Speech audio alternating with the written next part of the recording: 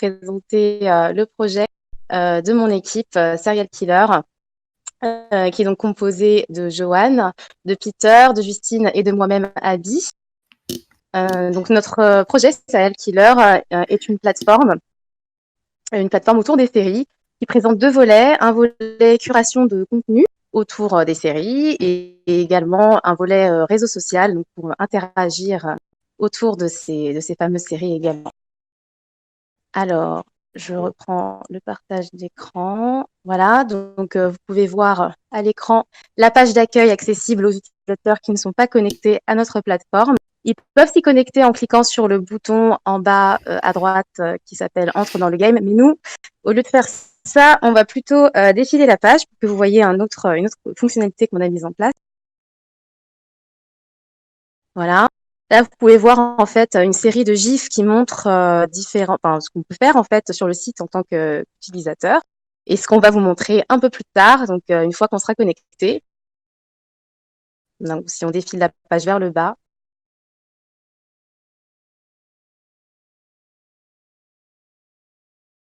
Voilà, donc là, je vais me connecter à mon compte. Alors, une fois connecté, j'arrive sur une page d'accueil. Il s'agit d'une autre page d'accueil. Il s'agit d'un fil d'actualité qui montre les derniers avis postés sur les séries disponibles sur notre plateforme. Voilà, on s'était dit que les gens, les internautes de façon générale aimaient beaucoup émettre leur opinion sur les biens culturels qu'ils consomment. On peut le voir notamment sur Google. Ça a beaucoup de succès et on s'est dit que les séries, c'est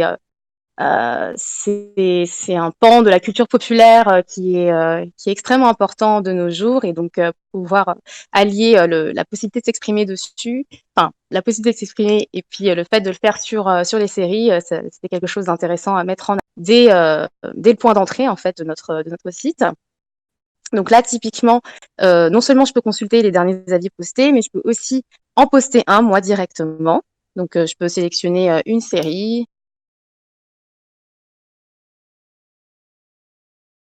Voilà, Camelot. Je vais poster un avis dessus.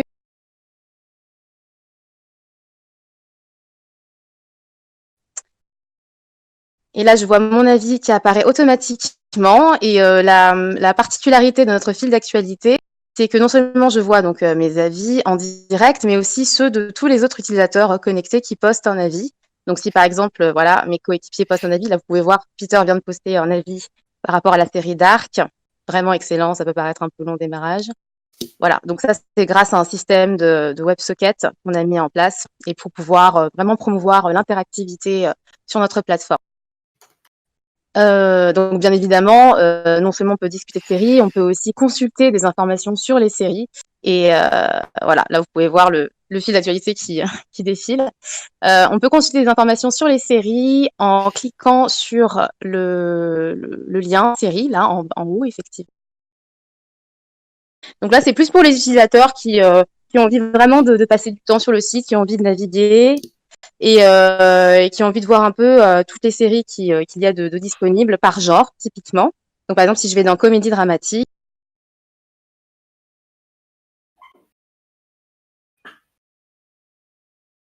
voilà, je vois toutes les séries qui sont disponibles dans ce genre. Et si je vais dans Orange is the New Black,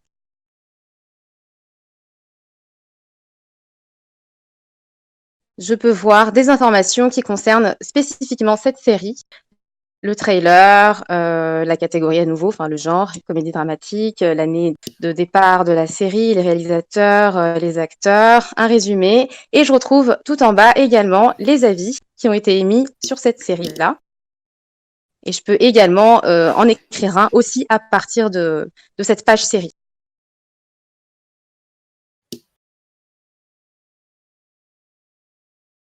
Voilà, donc là, je l'ai déjà fait. En l'occurrence, on peut écrire un avis, on ne peut écrire qu'un seul avis par série. Et je vais laisser Joanne prendre la parole pour vous présenter le reste des fonctionnalités de notre site. Bonjour à tous. Alors, moi, je vais faire sur la continuité de ce qu'a dit Abby. Donc, du coup, elle nous a montré un détail de série. Donc, on peut imaginer qu'on est sur n'importe quelle page du site et on veut chercher directement les détails d'une série. Donc, on peut faire ça via une recherche, via la barre de recherche dans la navbar. Donc on peut faire une recherche directement ici et une recherche qui sera du coup dynamique. Donc si on veut rechercher une série, on a directement le fil là ici au niveau des séries qui va s'actualiser selon ce qu'on tape dans la barre. Et du coup, je peux aussi sélectionner cette fameuse série pour atterrir sur le détail de la série et ainsi voir les détails, mettre un avis de la même façon. Après, là, on a parlé surtout de la curation de contenu, donc tout ce qui concernait le détail des séries, je vais parler un petit peu plus du coup de l'interaction entre utilisateurs. Donc, on a mis en place un chat, donc une messagerie instantanée, qui fonctionne via WebSocket et qui est aussi géré en base de données. Donc, chaque message qu'on va écrire va être stocké dans la base de données et va être aussi transmis directement via WebSocket. Donc là, on a vu Peter qui m'a envoyé un message. Je vais lui envoyer un petit message aussi. Voilà. On a aussi du coup un onglet, un lien communauté dans notre barre de navigation. Où on peut cliquer dessus et on peut rechercher directement un serial killer. Donc en langage normal, un ami ou une connaissance, pareil, un peu avec le même principe que la recherche de série, où on peut rechercher directement, dynamiquement, une personne. Donc ça s'actualise, hein, si je cherche par exemple Paul ou je cherche Peter.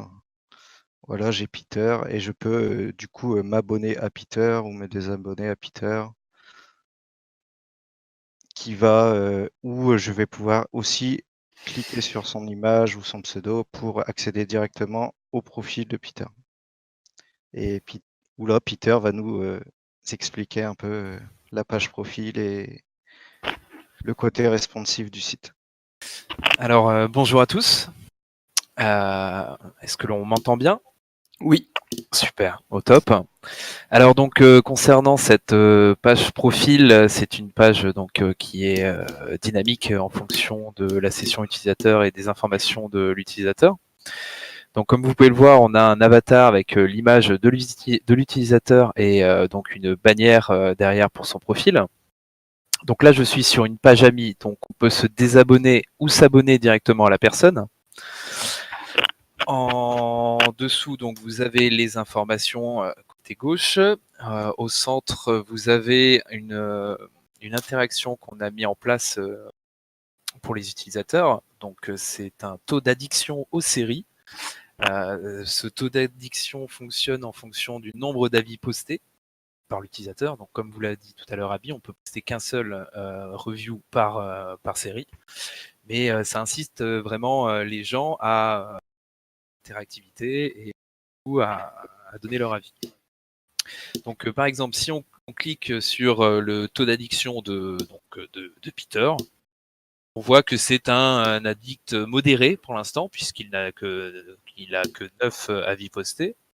Et donc, la progress bar grandit en fonction du nombre d'avis. On retrouve tous les avis postés par moi-même juste en dessous, de manière dynamique, avec le nom de la série et à la date auquel il a posté l'avis.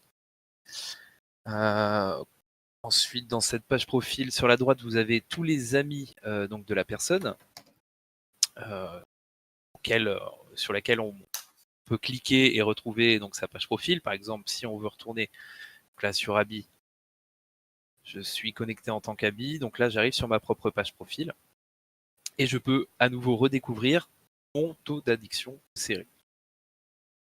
Concernant le responsive, on va vous présenter donc le site de manière responsive. Il a été pensé en mobile first.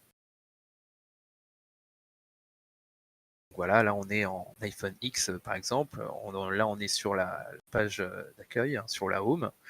On a une navbar qui retrouve notre ancienne navbar du haut, mais là qui est en bas, avec donc des symboles pour directement chercher les séries, les utilisateurs ou retourner à sa page profil. Nous avons toujours la fonction de chat disponible en version responsive, qui est cette fois en haut à droite, le widget, et qui fonctionne donc du coup de la même manière.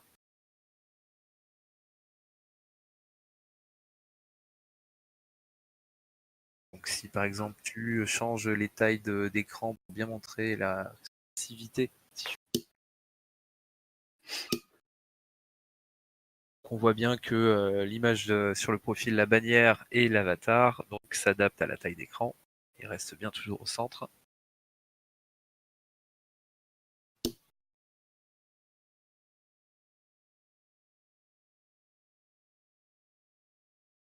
Donc voici pour la partie responsive du site et donc je vais laisser la parole à Abby. Merci beaucoup à tous de nous avoir écoutés. Pour ce qui est des personnes qui ont participé à ce projet, Joanne a été notre lead dev front. Justine a été la co-référente également côté front et aussi la product owner. Peter a été co-référent back et front et pour ma part, j'ai été Scrum Master, lead dev back, Git Master et référente Redux sur ce projet. Ok. Alors, avant ça, j'ai une remarque qui est pas une question. Un point pour le taux d'addiction. Je suis pas du tout fan de série moi-même. C'est pour ça que je vous dis un point pour l'indicateur taux d'addiction. Parce que d'un côté c'est marrant, d'un côté c'est réaliste. D'un côté c'est flippant. Parce que du coup tu parles d'addiction à propos de toi-même. Mais bon, néanmoins un point. Chapeau parce qu'il est stylé votre site, la partie responsive, les images de profil et tout. Le fond et tout, je trouve ça super bien. Et j'ai très envie de relayer la question excessivement pertinente d'Alexis dans le chat. Je ne trouve pas ma série préférée, qui est Dr. Queen. Puis-je l'ajouter? Ou bien les séries ont-elles été récupérées d'une API automatiquement? Alors, Non, on n'a pas récupéré les séries d'une API, on les a ajoutées manuellement. C'est vrai que ça pourrait être sympa de prévoir une partie qui permette en fait à une personne d'ajouter une série, que ce soit côté utilisateur ou bien même ne serait-ce que pour commencer par là, une partie admin en fait. Donc à penser, effectivement, à réfléchir pour une V2. Ok. Bah ouais, carrément. C'est intéressant. Bon, c'était assez costaud. Ça aurait été un peu trop costaud peut-être de l'envisager pour la V1, sachant qu'il y a le chat, il y a déjà pas mal de choses qui sont Tout à fait. qui étaient à travailler. C'est pas côté back et côté front. Ouais. Et pour rebondir du coup sur le côté costaud, je sais pas si vous l'avez vraiment abordé, le côté techno utilisé et notamment pour le back. Voilà. Si vous pouvez nous en dire un peu plus. Ouais. Pour le bac, on est parti sur du Node avec Express et puis Sequelize comme ORM pour pouvoir faire notamment toutes nos relations, parce qu'on en a vraiment, vraiment beaucoup. Comme vous pouvez le voir, on voit les avis sur une page d'accueil, on les voit sur une page avis, on les voit sur le profil d'une personne. Donc, Sequelize m'a énormément aidé en ce sens-là. Et puis, pour ce qui est du langage utilisé au niveau des requêtes, PostgreSQL, pour pouvoir derrière utiliser une base de données hébergée donc, sur Elephant SQL. D'accord. Et oui, on me dit, si ma mémoire est bonne, que vous étiez parti sur une base de données NoSQL à l'origine. Oui. Et pourquoi est-ce que vous avez fait volte-face pendant ce projet? Bah, au moment où on s'est rendu compte, au moment où on a dû commencer à gérer les relations, justement, c'est là où on s'est dit, oula, comment on fait exactement ici? Et après discussion, sur conseil de Romain Tello, je lui passe une dédicace, qui est arrivé comme par hasard dans notre salon Discord, mais vraiment de façon absolument imprévue, pile au moment justement où on commençait à être un peu bloqué. Et aussi sur conseil de Simon, notre prof au CLOC, on est plutôt passé on est revenu vers un modèle un modèle relationnel tout simplement, et parce que ça se prêtait davantage à notre projet et aussi pour des questions de performance. Puisque je me rappelle, Romain plus spécifiquement nous avait dit que ça pouvait prendre une douzaine de secondes à exécuter une requête en NoSQL. Donc, ouais, on s'est dit non, c'est pas une bonne idée. Ok, bon argument, effectivement. Ouais. Moi j'ai une autre question, ça n'a rien à voir avec la technique, c'est juste que je souffre de spoilophobie. Est-ce que vous me conseillez d'aller sur ce site ou pas du tout? Bah, tu peux, mais il faut éviter le chat.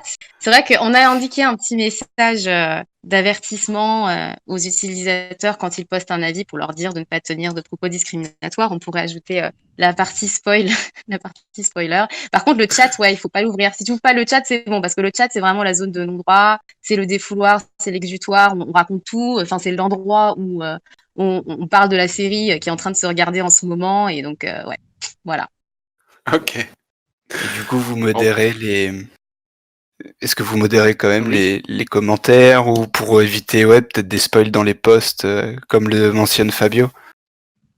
Oui, ça, effectivement, c'est tout à fait prévu. Ok. Au niveau de la base de données, on a un regard sur ce qui se fait.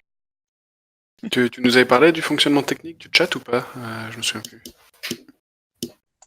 C'est en socket. Alors, on a Moi, je m'en utilisé un souviens, WebSocket. mais je sais plus si tu en as parlé là.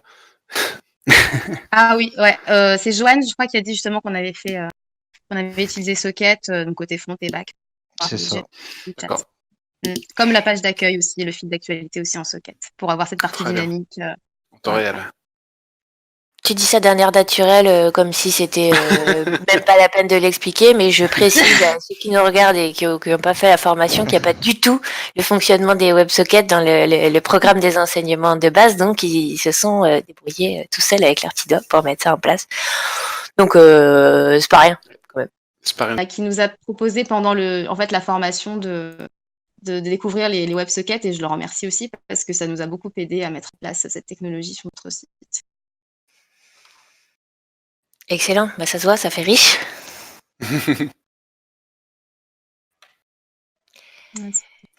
Bravo. La question tradie. Et avant ça, développeur, pas développeur? Avant la Je vais formation? répondre pour Justine. Ouais, je vais répondre d'abord pour Justine qui a la malchance d'être à Faune et qui n'a pas pu parler, mais qui a été bel et bien présente. Et Justine m'a chargée de vous dire qu'elle n'avait absolument aucune base avant la formation. Et je laisse mes deux coéquipiers parler de leur expérience. Vas-y, je te laisse le micro, Peter. Écoutez, pour ma part, moi, je n'étais pas du tout du métier. J'avais fait un petit mois sur Open Classroom avant, mais vraiment les bases de la base, HTML, CSS et des débuts de JS, quoi. Mais ouais, tout débutant, début de la formation. Avant, j'étais dans des cursus commerciaux, donc rien à voir avec le métier, quoi. Et moi, de mon côté, j'étais en industrie, donc j'étais en maintenance en électrotechnique. Et après, j'ai décidé de me lancer dans le dev et j'avais fait une petite formation de 3 mois en .NET et du coup C#. Oui. Pour ma part, j'avais suivi 2 tuteurs sur Code Academy en HTML et en PHP. Ok. Eh ben bravo à vous. Et maintenant, faites des WebSockets, pensez même pas en parler tellement c'est normal. C'est ça. Merci beaucoup de nous avoir écoutés. Merci à vous pour la présentation. Bravo à vous.